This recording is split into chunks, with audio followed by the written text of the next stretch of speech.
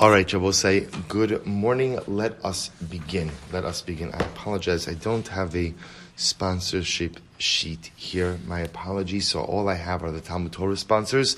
If there are additional sponsors, I will make sure, Meretz Hashem, to send that out later on. My apologies. So to thank our Talmud Torah sponsors for the month of Shvat, the Elbaum family for dedicating all of the Shiurim and Drashos this month in memory of their beloved husband, father, Jerry, Yaakov, couple, Ben Avram, Menachem, Zichron Livracha.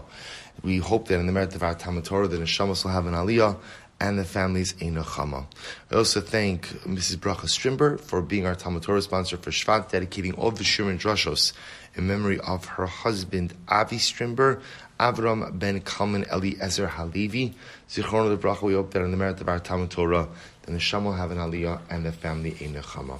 And I will say with that, let us begin. So another exciting daf ahead of us today in the world, Baruch Hashem, of Karbanos, with a couple of other things sprinkled here and there. So we'll say, so let us begin. Today's daf is Samech Aleph 61, and we are picking up in Meretz Hashem on the bottom of Samech Amud Beis 60b, the first wide line on the bottom. 5 lines are from the bottom. 6 lines are from the bottom. First wide line. So we also have some. I hope Meretz Hashem that we will have. I think we'll have time today to catch up on a little bit of halacha l'maisa, because of course it's interesting. It's interesting to see how many of these disputes are resolved in halacha. First, lagabe karbanos in general, but also for Karban Pesach. So let's begin. So we'll see. Here's the shaila. Pesach sheshachtu b'shayimos hashana b'shinui bailim mahu. So we'll say, remember again, we've spoken about this before. You have a Karban Pesach that is shechted during the rest of the year. Now we'll say, remember again, the Pesach itself, a Karban Pesach itself, fits into the shlamim category, right? That's the classification of a Karban Pesach. So in the situation over here, what you have is you have a Karban Pesach that was shechted during the rest of the year. So you're shechting it during the rest of the year for the sake of Pesach. Which in and of itself is problematic. But again, you're doing it b'shinui bailim. What shinui bailim means you're doing it for the sake of someone other than the intended owner. In other words, let's say it's Reuven, Shimon, and Levi who are bringing this quote-unquote Karban Pesach together in Shvat. Right? In Shvat, they're bringing Karban Pesach. So they want to offer up the Karban Pesach, and it's offered up with shinui bailim. So it's offered up not for Reuven, Shimon, Levi, but instead it's offered up for, Yisachar, Zvulun, and Binyamin. Okay, that's Shinui Bailim. So Mahu. So we'll say, what is the halacha? What is the status of the Karban? So do we say like this? Mahu, Shinui Bailim ki Shinui Kodesh Dami. Do we say that Shinui Bailim, in other words, a change in ownership, or a change in owner, is Kishinui Kodesh? Is the same ultimately again as a change in sacrificial status umachshile, and therefore by definition the Karban is kosher. Let's go back to what we said yesterday. If you have an animal that was designated as a Karban Pesach in Shvat, so this right the animal is designated as a Karban Pesach in Shvat, and you slaughter it. But then when you slaughter it, you do what's called the Shinui Kodesh. You slaughter it with the intention not that it's a Pesach, but it's a Shlamim. What's the halacha? Karban is kosher. Karban is good, right? Actually, because also remember again, it sounds counterintuitive because normally we think Shinui Kodesh, you went ahead and you switched the designation of the Karban. Of course, that's invalid. So that's invalid when the Karban is being offered up in the normal context. But if you're offering up a Karban Pesach in Shvat and you do a Shinui Kodesh, that's actually good. So do we say now? We'll say this is the same. This is the same type of case. But in this case, instead of doing a Shinui Kodesh, you are doing a Shinui Bailim. You're not offering it up for the intended owners, you're offering it up for a different set of owners. So what do we say? So do we say that Shinui Bailim ki Shinui Kodesh dami umachshir? So do we say that a change in ownership is just like a change in Kodesh, and therefore the Karban actually makes it kosher? Otherwise, we'll say in this case, a deviation is actually what has the possibility to make the Karban Kodesh. Olo, or not. Or do we say no? At the end of the day, maybe the only thing that actually makes the Karban Kodesh is what? Shinui, or I should say makes the Karban kosher, is a Shinui Kodesh and not Shinui Bailim. Amra Papa, Amrisa l'shmaisa kamei de Rava. So Rav Papa said, I said this over in front of Rava, the following. Hoil v'shinui kodesh post lo bismanov. Supposed to listen to this interesting argument. since Shinui Kodesh passes the carbon when it's offered up in its time. In other words, when you're offering up a carbon Pesach on Erev Pesach, and let's say instead of Pesach you had in mind for a shlamim or for a chatos, whatever, something other than Pesach, that would invalidate the carbon. Vishinoi bailim post lo bismano. Furthermore, offering up the carbon for the wrong owners also invalidates the carbon. Ma shinoi kodesh shepos lo bismano machshira liachar zmano. So therefore, I both say just like shinoi. So watch this: shinoi kodesh, which will invalidate the carbon Pesach when being offered up on Erev Pesach, but yet is what saves the carbon Pesach when it's offered up in Shvat. Af shinoi bailim shepos lo bismano machshira liachar zmano. So too again, the logic is that shinoi bailim, which will invalidate the carbon when being offered up on Erev Pesach, should also go ahead and validate the carbon when being offered up in Shvat. In other words, Rabbi say, what Rav Papa is trying to posit is as follows. Essentially, whatever would invalidate the carbon on carbon Pesach and Erev Pesach should validate it when the carbon Pesach is being offered not on Erev Pesach. What's the basic logic? The basic logic is, really I will say, listen to this, it's going to sound strange. In order for a carbon Pesach to be kosher during the rest of the year, what do you need to do? What do you need to do? You need essentially to render it a non-Pesach. That's pretty much how it works. The same thing that makes a carbon Pesach pasul on Erev Pesach, in other words, if you make it a non-Pesach, on Erev Pesach, either with Shinui Kodesh or Shinui Bailim, will render it unfit. That's the same thing that should make it fit when you're offering the carbon Pesach in Shvat. Because then what you're doing is, on Shvat, you're removing it from Pesach. Well, removing it from the designation of carbon Pesach is exactly what I need to do in order to make it sacrificially fit. That's Rav Papa's logic. So the Gemara said, Amarli, lo. So Rav Papa said, I said this over in front of Rava. And Rava said, no. Nice try, but the argument doesn't work. Why? Im amrit b'shinui kodesh shekein psula bagufo. Because I'll tell you why. So also remember, all of this is based on Rav Papa's equating shinui bailim to shinui kodesh, to which Rava essentially says they're not really comparable, and I'll tell you why. Im amrit b'shinui kodesh shekein psulo begufo. Because Rava says shinui kodesh is a psul in the guf of the carbon. What does it mean? If you look at Rashi, Rashi's third to last line, Psula Bagufo, Shemachshavto al atzmo shel carbon. Remember again, your machshava is about the very essence of the carbon itself, right? You are repurposing the essence of the carbon. But yet, I'm sorry, last line, so number one, Shinui Kodesh, when you change, almost remember again, Shinui Kodesh means a change in the designation of the type of carbon itself. That's what Rava calls a psul begufo, right? That you're changing something inherent in the actual carbon. Furthermore, v'yeshna ba'arba avodos. Shinui Kodesh applies to the four major avodos, right? Shchita, Kabbalah, Holacha, Zrika, the four primary blood avodos. If you have a machshava of Shinui Kodesh during any of those four, by definition the carbon is invalid. Furthermore, top of Samech Aleph, V'yeshno la'achar misa is actually very interesting. Furthermore, the psul of Shinui Kodesh applies even after the death of the owner of the carbon. What does that mean? Take a look at Rashi. The top Rashi Samachala from Dalif. Yeshno liachar misa meis beno mevi carbon aviv. We'll say, for example, let's say Ruvain dies. His son Shimon brings the carbon in his stead. Vim shachto shalol l'shmo lo ala l'shem chova b'achrayis carbon muta al nichsi hameis. So again, even if Shimon goes ahead, let's say Ruvain separated out of Chatos, and Shimon decides to bring the animal, but he decides to bring it as an Olah, so ultimately the carbon is invalid. So we see that the concept of Shinui Kodesh applies even after the death of the owner. Furthermore, V'yesh no b'tzibar kebiyachid. And the concept of Shinui Kodesh will apply ultimately again to communal sacrifices as well as to individual ones. So therefore I will say, just follow this train of thought for just a moment, because this is going to be very important. So Rav Papa, I will say, remember again, we are trying to figure out under what circumstances could a carbon Pesach be kosher if you offer it up during the rest of the year? So Rav Papa posits that if you were, now here's what we know from yesterday's daf. When can you have a kosher carbon Pesach? Well, what seems to be a case that everybody agrees your Pesach can be kosher? What we call Shinoi Kodesh, right?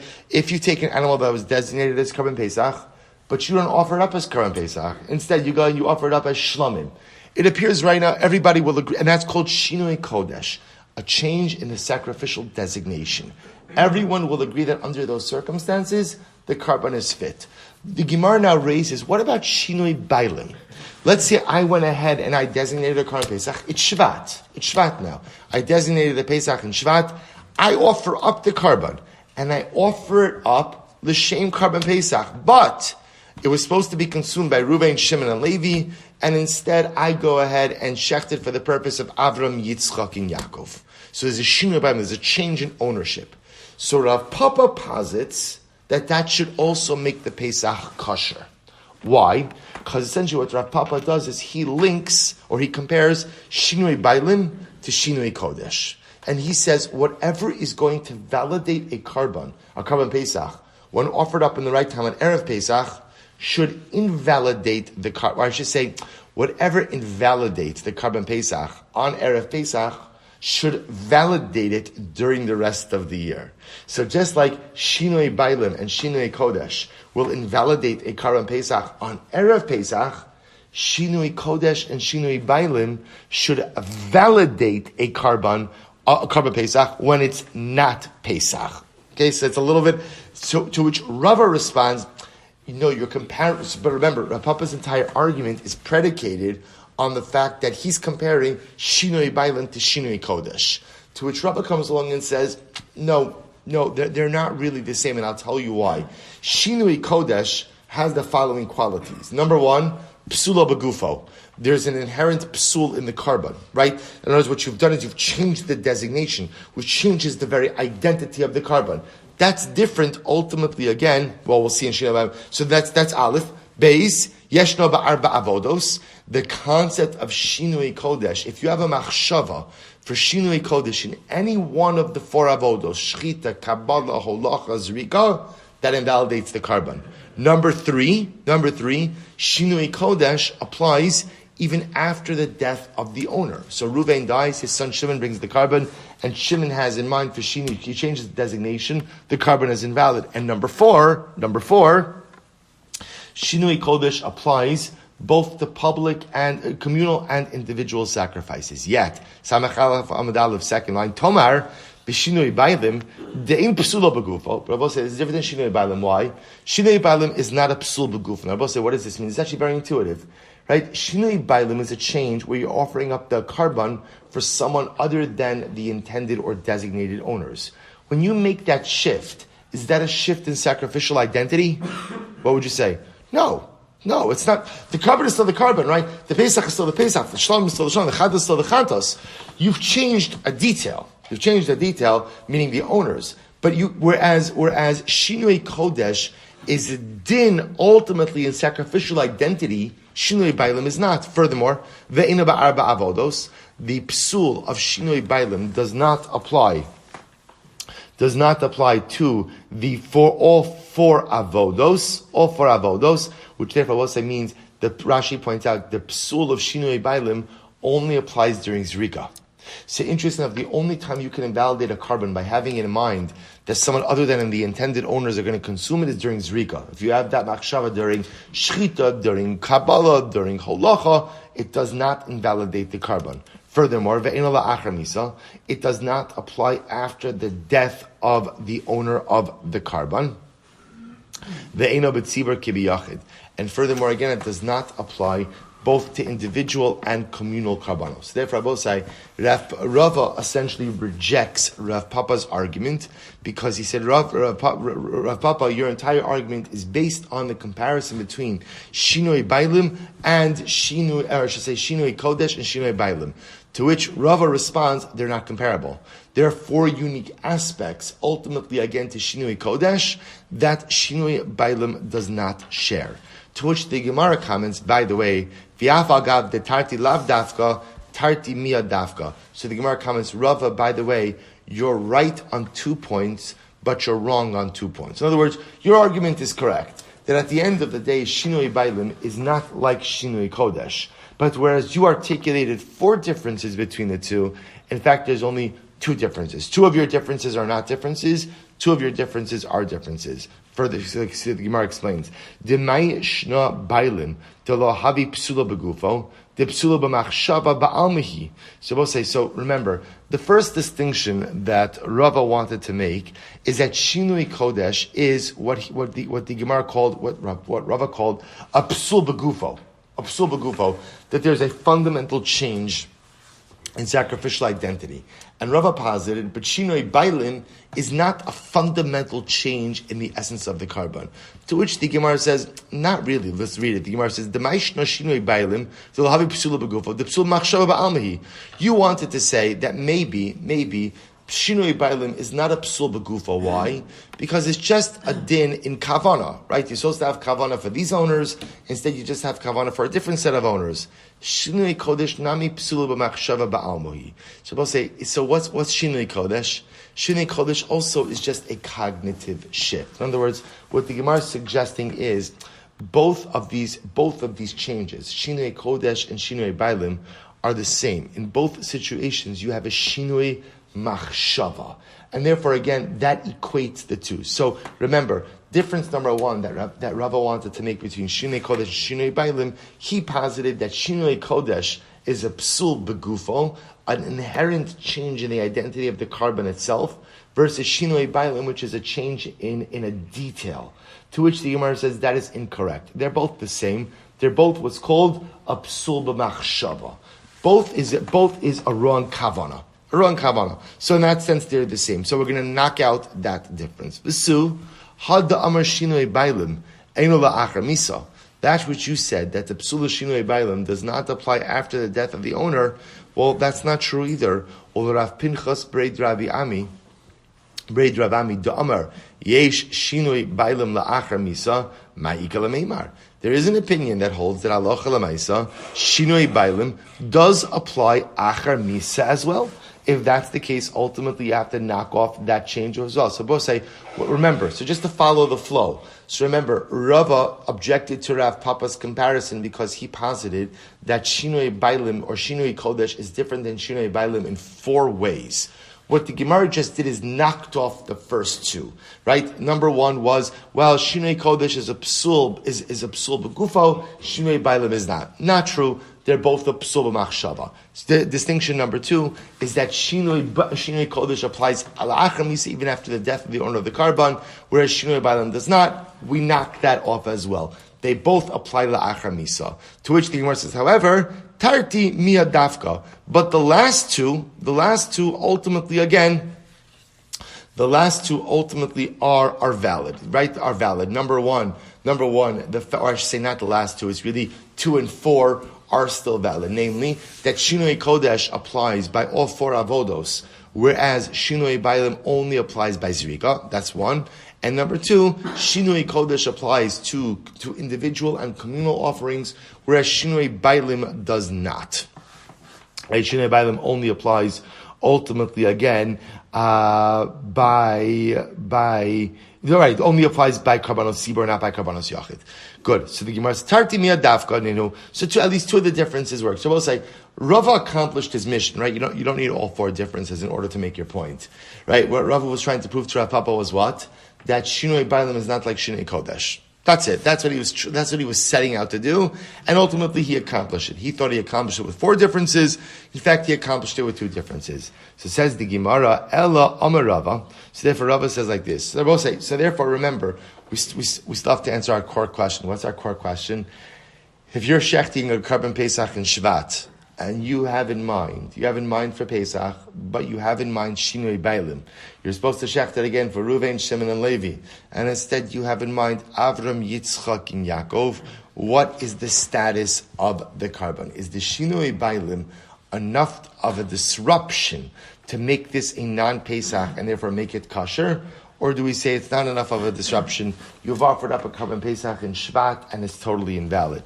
So Ella Amar Rava, Pesach sheshachtu b'shari mos hashanas. Therefore, Rava says like this: When you shech the Karban Pesach during the rest of the year, i.e. not on Erev Pesach, b'shinoi bailim, and you do it again with the change in ownership. So again, remember, the Pesach was purchased and set aside and to be offered for Reuven, Shimon, and Levi, and you offered up for Abram, Yitzchak, and Yaakov.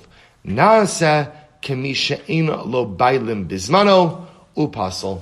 Ultimately, they're going to both say, this is very interesting, Shinui bailim shelo bismano is essentially treated as ein lo bailim bismano, which essentially means the Karban is pasul. So therefore, both say, it turns out that halacha l'maisa, if you were thinking about offering up a Karban Pesach during the rest of the year, the only way such a sacrifice ultimately could be kosher is how? Is if you offer it up with a shinui kodesh. Is if you offer it up not for a Pesach. So both say, it would be a case where a person designated an animal as a Karban Pesach, but yet at the actual time of offering, they have in mind for a shlamim.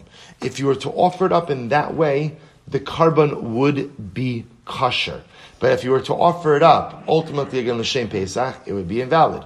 Or if you were to offer it up l'shem Pesach, but even have in mind a different set of owners, shinoi bailim, that is not enough to remove its sacrificial identity of Pesach, and ultimately the Karban remains invalid.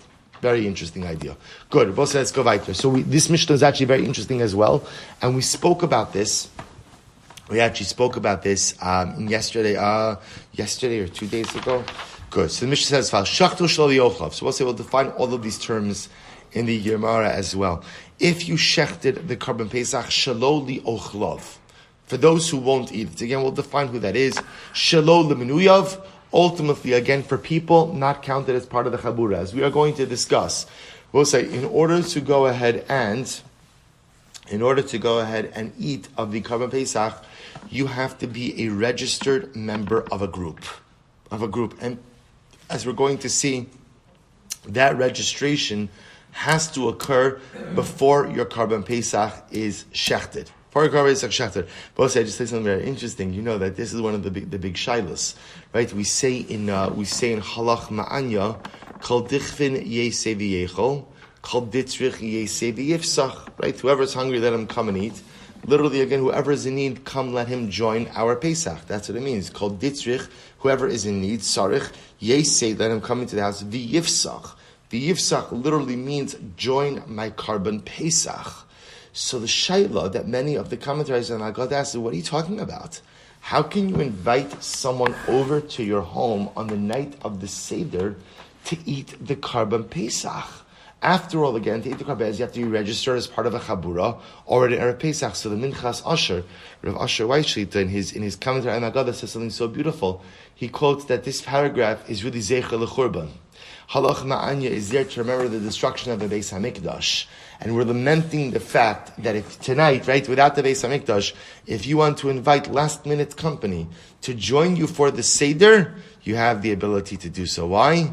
Because there is no Karban Pesach. Because Bizman HaMikdash, there was no such thing as last-minute company on the night of the Seder. Everyone had to be registered for a Karban Pesach, ultimately, again, by Shashchita. Pretty incredible. So that's Lo Menuyav. La'arelim, uncircumcised individuals. So let's remember again, an Arel can't eat the Karban Pesach. V'latmeim, or for someone who's tamei. So we'll say, if you shecht your Karban Pesach with kavana for any of these individuals, so either people who can't eat from it, we'll discuss who that is, people who are not part of your Chabura, uncircumcised individuals, or tameim, right? So if you shecht the Karban Pesach, and these are the bailim, these are the owners, your Karban Pesach is pasul. However, what about the following case? The Ochlav Shavosai. So this first case is, these are the sole individuals who are consuming the Karban Pesach. So let's say again, there's a Chabura of Arelim, right? The uncircumcised Chabura, right? There are a bunch of people, right? Bunch of uncircumcised individuals. And you shech the Karban Pesach with the Kavana for them, well, they can't eat it. So therefore, the Karban is invalid. Case number 2 is a little bit different. The ochlav shlo ochlav, l'menuyav shlo l'menuyav, l'molim l'areilim, l'tmeim l'tahorim. Well, so what about if I have a mixed chabura, right? And in my chabura are people who are circumcised, not circumcised. Tamei, tahar. Part of the chevra, part registered, not registered. So what's the halacha? Both saying, and I shech the carbon for all these individuals, kosher. The carbon is kosher. So both say, what does that sound like? What that sounds like is that ultimately, again, halacha l'maisa, as long as there are people who are fit to consume the Pesach as part of the chabura, the presence of quote-unquote unfit individuals does not go ahead and render the carbon invalid. A very important yesod. So the chabura does not have to be made up entirely of individuals who can eat, as long as there are some individuals who can eat. Even if there are clearly other individuals who cannot eat, their presence does not invalidate the carbon. Weiter. Shachtu kodim chatzos pasul mishum shnei rabbein arbaim. If you shech the carbon Pesach before chatzos, the carbon is pasul.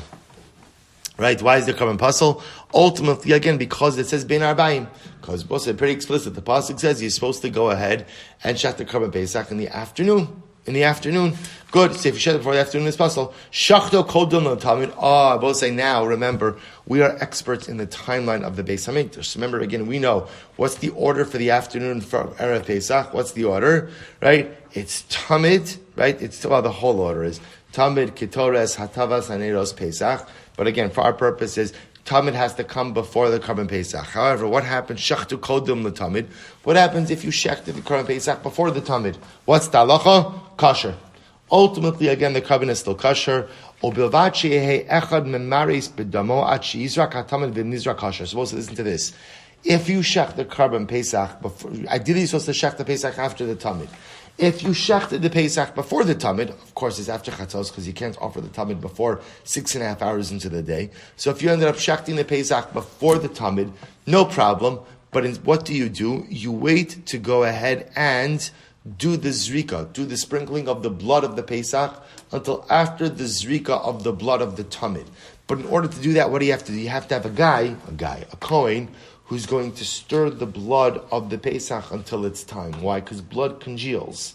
And if you don't go ahead and stir the blood of the Pesach and you're waiting to sprinkle until after the Tamid, the blood's going to congeal and Zrika is going to become impossible. So therefore, we'll say 3 or really 4 halachas. Halacha number 1 is if your chabura is comprised entirely of individuals unfit to consume the Karban Pesach, halacha l'maaseh your Pesach is pasul. Aleph. Beis. If your chabura is a mixed chabura, individuals who can eat, individuals who can't eat, carbon is kosher. Halacha number 3. Carbon is to be offered after chatzos. If you offer it before chatzos, the carbon is pasul. Halacha number 4. Carbon is to be offered after the tamid. But if you offered it before the tamid, it is kosher. And really halacha number 5, if you ended up offering the Karban Pesach before the Tamid, you really should wait to sprinkle the blood until after the Tamid, and make sure then the Kohen stirs the blood until it's time for the Zrika of the blood of the Pesach. Beautiful. Says the Gemara as well, say, Tan Rabbanan, Keitzat Shloli Ochlav. By the way, what's the case? I understand all the cases in the Mishnah, except Shloli Ochlav. What does it mean if you shech the Pesach for someone who can't eat it? What do you mean someone who can't eat it? To which the Gemara says, Shleshum Chola or L'shum Zaking. That's referring ultimately to someone who is ill or someone who is old. So we'll say can't eat it literally means a person is so ill, so old, that ultimately they just can't eat at least the kizayis. Remember again, you don't have to eat a lot of Karban Pesach, but you have to be able to eat at least the kizayis. So if someone is so infirm that they can't eat a kizayis, they're not part of the chabura. Good. Keitzat shlo leminu. We'll say, what does it mean? Someone who's not registered. Nimnu alav chabura zu v'shochid l'shem chabura cheres. We'll say, for example, it doesn't have to mean a person is not registered at all, but it might mean a person is registered for Chabura A, but yet the person shechting the Pesach has in mind, the person from Chabura B has in mind for the person for Chabura A. So it could either mean someone who is just totally unregistered, or someone who's part of a different Chabura. Good. So the Gemara said, "Minhani." So how do we know this? How do we know that halacha lamaisa these halachas are true? So the Gemara said, "Minhani." The Tan Rabbanan b'michsas. So we'll say, specifically referring to the menuyev. How do you know that the Karban Pesach has to be offered up only for individuals who are registered for that particular chabura, because the pasuk says b'michsas nefashos. We'll say it's amazingly enough. This is this week's parsha. This is Parshas Bo, right? Remember again, right after the Torah speaks Chodesh Hazel Lachem, first mitzvah of Kiddush HaChodesh. Torah gets into the halachas of mamish. This week's parsha. What an incredible thing. So the pasuk is b'michsas, and we translate Melamed Shena Pesach Nishchat Ela Lemenuyev. So we'll say we translate the word b'michsas. The pasuk is V'miyimar abayis miyosim. Yisav alaka chosh k'nakarav b'michsas nefashos. So michsas Shabbos means the number of people. Melamed Shena Pesach Nechshat El Lemenuyev. From here you see the Pesach is only shechted for those who are registered on the Pesach. So the Gemara says Tachosu. So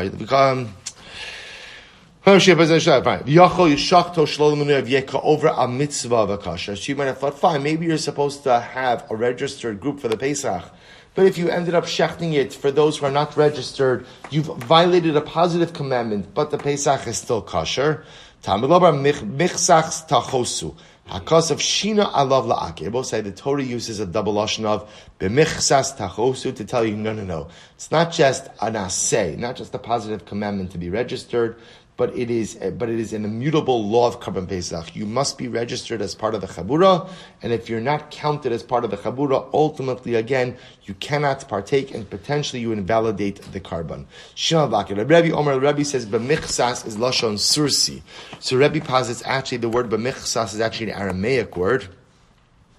Ka'adam she'omer lechavero kosli tala zeh. Like a person who says to his friend, go ahead and shecht for me this particular sheep, this particular goat. So again, we both say it's the same idea. It's the same idea, just a question of the etymology of the word. But the point is, from b'michsas, we learn about say that there must be a numbered chabura.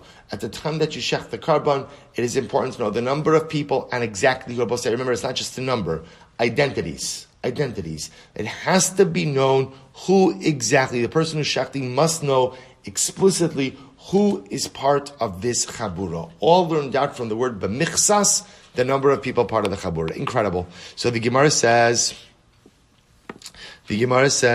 Ashkechan shalom nuyav shalom ochlav minay. And I'll say, how do I know that halacha l'maisa, that the people who are part of the chabura have to be able to eat the Karban Pesach? And for example, if I have a chabura comprised of people who are old and sick and can't eat, that the Karban is invalid. Amar ish lefi achlo tachosu. The pasuk says each person according to his eating shall be counted. Iskish ochlin lemenuyin. We ultimately again compare ochlin, those who could eat, to those who are counted. Just like you must have people who are explicitly counted and registered to be part of the chabura, so to every member of the chabura must be able to eat. Now I will say, to be clear, they don't necessarily have to have the same level of appetite. Remember, all you need is for every member of the chabura to go ahead and eat the kizayis. You have to be physically able to consume a kizayis. If not, you are not part of the chabura. Both say samech alaf amid beis. Shachtu lemolin al menashe's kapel bar abraham b'zika. So I say this is a fascinating case. What happened if, at the time of the shechita, you had in mind ultimately again to shecht it for people who are circumcised, right? So again, you have a chabura of people who are circumcised, and you have it. So remember, let me go back for a second. We had in the Mishnah that if you have a chabura comprised of people who are circumcised and uncircumcised, what's the status of your Karban Pesach? Kosher, right? The only time that invalid individuals, compromise the Karban Pesach is when the chabura is made up entirely of them. But if you have a mixed chabura, they don't invalid. Well, listen to this interesting case. In this case over here, you have in mind, you're shechting it for the circumcised members of the chabura. Al menas sheyiskapru ba'arelim bizrika. But you have kavana, ultimately, again, look at Rashi, shachtu, Tap Rashi, Savachal Mameis, Lachilu Lamulin Minuyin, Avais Kadruba Bizrikasa Arelim, Omanish Illuminus. This is a fascinating case. So we'll say, let's listen to this. You have a chabura, and in your chabura, you have 6 guys. 3 are circumcised, 3 are uncircumcised. So you go ahead and you shech the Karban Pesach for the sake of the circumcised individuals. Beautiful. But you have in mind that ultimately, again, the zrika, the sprinkling of blood, should be mechaper, should atone for the uncircumcised ones. Now, what does that mean? Remember, Pesach is not the chatas. There's no atonement here. But what you have is your kavanas like this. It's a beautiful kavana. Might be totally fundamentally wrong and ruin everything, but it's a nice thought, which is as follows. You saying this, listen, the uncircumcised members of the Chabura, they can't eat the Pesach, so they should achieve some level of fulfillment from the Karban during the Zrika.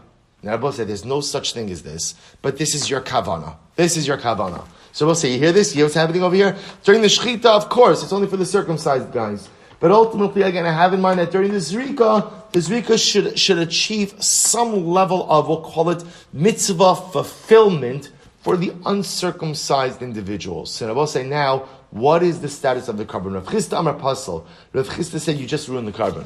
You just ruined the carbon, because essentially what's happening over here is you now have an invalid machshava during Zrika. Rava Amar Kasher. Rava says it's kasher. So let's handle it. It's really quite fascinating. Rav Chisda Amar Pasal. Rav Chisda said it's Pasal. Yesh machshavas areilim b'Zrika. Because Rav Chisda said that essentially kavana for uncircumcised individuals by Zrika invalidates the carbon. Rava Amar Kasher in machshavas areilim b'Zrika. And Rabba, I'm sorry, I keep saying Rabba. Rabba says that no, a machshava for areilim during Zrika does not invalidate the carbon. I'll say, now look at Rashi just a moment. Well, we'll see why. Amar Rabba. So Rabba says, where do I know this from? I'll say, how do I know that machshava for areilim during Zrika does not invalidate? So we'll see. It's amazing how fascinating and riveting karbanas could be, right? Sometimes we hear about karbanas. But see, this is fascinating, incredible. So Rabbi says, so how do I know that a machshava for areilim during Zrika does not invalidate the carbon? Watch this. Disanyo, yochol yifsol b'nei chabura b'oin imo. You might have thought as follows. You might have thought, Rabbi, say that when there is an orel who is part of the group, right? You have an orel that's part of the group. Rabbi say, by the way, I want to point out, just so you should know, we'll get to this, but who's the orel over here?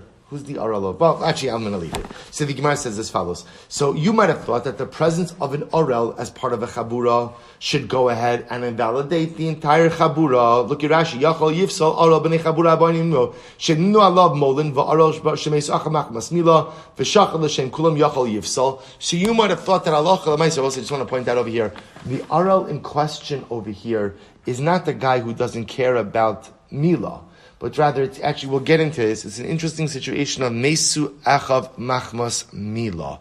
That ultimately, again, if you have a situation in a family where, let's say, Rahman al-Itzlan, this man's two older brothers died as a result of Mila, 2 or 3 we'll discuss, died of Mila, so we wouldn't circumcise such a child. But say today, we probably know that that's a sign of hemophilia. Right, the family suffers from hemophilia. If there's a clotting disorder, so chas v'shalom, a baby could absolutely die from bris milah. So let's say now you have an individual, ultimately again, who's uncircumcised, not because he doesn't care about milah, but just because of a physical mitzias. So now watch this. You might have thought that the presence of an orel in the chabura maybe invalidates the entire chabura. V'dinhu hoil v'arla poseles v'tuma poseles. Because I would have thought like this. Just like Arla being uncircumcised pasals, and Tuma also pasals, meaning, right, you can't participate in the Karim Pesach. Ultimately, again, if you are Tameh, Ma Tuma, Lo Asa Ba Miktsas Tuma Kechol Tuma, just like I will say, ultimately, again, by Tuma, what we'll call partial Tuma, is not like full Tuma. In other words, if you have a Chabura, and in the Chabura is a mixture, some are Tameh, some are Tar, the chabura is still fit, right? The chabura is still a good tuma. Af arla lo asaba mixas arla kecholk arla. Say for both sides, say the same thing by areilim. If you have a chabura that's made up of some people who are circumcised, some people who are uncircumcised, ultimately the chabura is still fit. In other words, I will say, just like by tuma, if you have a chabura where some people are tamei, some people are tar, the chabura is still okay. The presence of the tmeim does not ruin the Pesach for the tahorim. So too, I would say the presence of the arel does not go ahead and ruin the Karban Pesach for those who are circumcised. Or perhaps you could say the following: Hoil va'arla poseles uzman poseles. So also I can say like this: since being uncircumcised passes the carbon, right? Or I should say, being uncircumcised ultimately prevents you from eating the carbon. And zman posel. Rabbi say, what does this mean, zman posel? Rashi points out, shachto almanas lechol heimenu kizayis chutz lizmano. We'll say, let's say you shecht the carbon Pesach, or you shecht any carbon for that matter, with the intention of eating a kezayis of that carbon outside of the prescribed time. So just like arla pasels, zman pasels, mazman asaba mikzas zman kechol zman. So we'll say, remember, even if you only have to eat a kezayis of the carbon outside of the prescribed times, which will say means I'm going to eat 99.999% of the carbon in the right time. I'm only eating one kezayis outside of the prescribed time. We'll say, what's the halacha? What's the halacha? The carbon is pasul. So what do you see in this case? You see even a little psul does what? Ruins everything. So too I might say, af arla asaba mixas arla kechol arla, then maybe even one arel ruins it for the rest. So we'll say, here we hear what's happening over here. What do you compare the arel to? Do you compare the arel to a case of tumah, or do you compare the arel to a case of zman? If you compare it to tumah, so you'd say, just like if one person's tameh, he doesn't ruin it for the rest of the chabura, so too if one person's an arel, it doesn't ruin it for the rest of the chabura. Or do you compare arel to zman, to where a person has kavanah to eat one little kizayis of the carbon outside of the prescribed time, and again, a willingness, or I should say not willingness, an intention to eat one little kizayis outside of the prescribed time invalidates what? The carbon in its entirety. So too maybe one little arel also goes ahead and invalidates the entire chabura. Nira lemidome, done it. So let's see, which one is an arel more comparable to? Is he more comparable to a guy who's tamei or tizman? So the Gemara says, Nira lemidome, danin davar she'ino noig b'chal azvachim, midavar she'ino noig b'chal azvachim. Let's compare something that does not exist by all karbanos to something that does not exist by all karbanos. Sorry, nira limidona. Danin davar she'ino noig b'chal azvachim.